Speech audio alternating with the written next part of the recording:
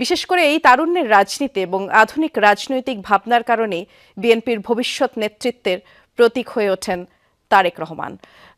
2007 সালের রাজনৈতিক পট পরিবর্তনের পরেই তারেক রহমান বিদেশে চলে যেতে বাধ্য হন। দীর্ঘ সময় নির্বাসনে থাকলেও দলীয় রাজনীতি থেকে কখনোই বিচ্ছিন্ন ছিলেন না তিনি। সেই লন্ডন থেকেই দলের নীতি নির্ধারণ, আন্দোলন, সংগ্রাম, সাংগঠনিক কার্যক্রমে দিক নির্দেশনা দিয়ে আসছেন। তার দীর্ঘ অনুপস্থিতি রাজনৈতিক ভাবমূর্তিকে রহস্যময় যেমন করেছে, অন্যদিকে সমর্থকদের মধ্যে বাড়িয়েছে প্রত্যাশা। আজ যিনি 17 বছরের একজন তরুণ, তিনি হয়তো প্রথমবারের মতো দেখতে যাচ্ছেন তারেক রহমানকে। প্রচুর প্রত্যাশা নিয়ে ঢাকায় ভিড় করছেন মানুষ, জনস্রোত দেখা যাচ্ছে। আপনারা টেলিভিশন স্ক্রিনে দেখতে পাচ্ছেন, যতদূর চোখ যায় শুধু মানুষ আর মানুষ। বিএনপির পক্ষ থেকে আগেই বলা হয়েছিল আজকের এই দিনকে ঘিরে 1.5 কোটি মানুষের সমাগম তারা প্রত্যাশা করেছে। গত পরশুদিন রাত থেকেই আমরা দেখেছি বিভিন্ন জেলা থেকে ঢাকায় আসছেন মানুষ, বাসে, ট্রেনে, লঞ্চে, যে যেভাবে পারছেন। কারো মধ্যে কোনো ক্লান্তি নেই, সারা রাত জেগেছিলেন।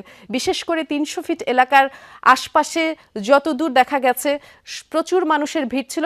প্রত্যেকে স্বতঃস্ফূর্ত, প্রত্যেকের আশা আজ তারা এত বছর পরে তাদের নেতাকে দেখতে যাচ্ছেন। এত বছর পর রাজনৈতিক একটি অস্থির সময়ের মধ্যে তারেক রহমান দেশে আসছেন এবং তিনি এসে দেশের এবং তার যেই দলের হাল ধরবেন বলে প্রত্যাশা করছেন। আমরা যেমনটি জানি, তারেক রহমান তার স্ত্রী জুবাইদা রহমান এবং কন্যা জাইমা রহমান সহ দেশে আসছেন। এসেই 300 ফিটের যেই সমাবেশ স্থল সেখানে এসে যোগ দিবেন। তিনি মূলত কৃতজ্ঞতা প্রকাশ করবার জন্যই এখানে সংক্ষিপ্ত ভাষণ দিবেন। আমরা সে সংক্রান্ত খবর তো আপনাদের জানাবই।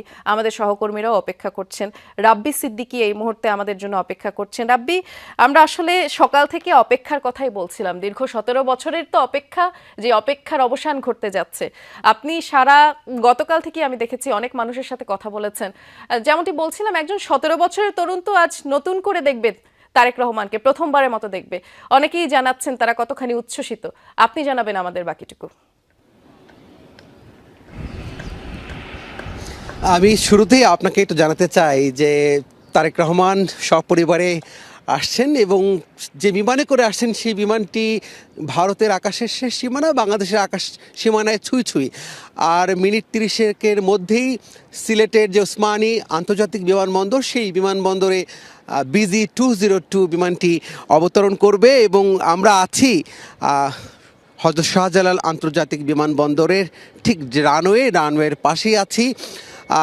সেখানে ঘণ্টাখানেক অপেক্ষার পর সিলেট থেকে সেই বিমান বাংলাদেশ এয়ারলাইন্সের 787 ড্রিম লাইনার বিমানটি কিন্তু এই শাহজালাল আন্তর্জাতিক বিমানবন্দরের যে রানওয়ে, এই